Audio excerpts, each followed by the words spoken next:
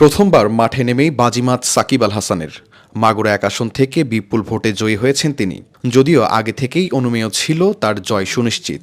স্থানীয় সূত্র মতে জানা যায়, মাগুরা এক আসনের ১৫১টি কেন্দ্রের মধ্যে ১০১টি কেন্দ্র থেকে ১,১৯,২০৮টি ভোট পেয়েছেন সাকিব। তার নিকটতম প্রার্থী বাংলাদেশ কংগ্রেস থেকে ডাব মার্কায় অ্যাডভোকেট কাজী রেজাউল হোসেন পেয়েছেন ৪,১২৮টি ভোট। হিসাব অনুযায়ী বাকি কেন্দ্রগুলোতে আর কোনো ভোট না পেলেও হারার কোনো সম্ভাবনা নেই সাকিবের।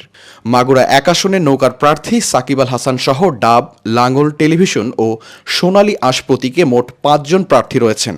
এই আসনে ১৫২টি ভোট কেন্দ্রে ৪,৪৮৫ জন ভোটার রয়েছেন।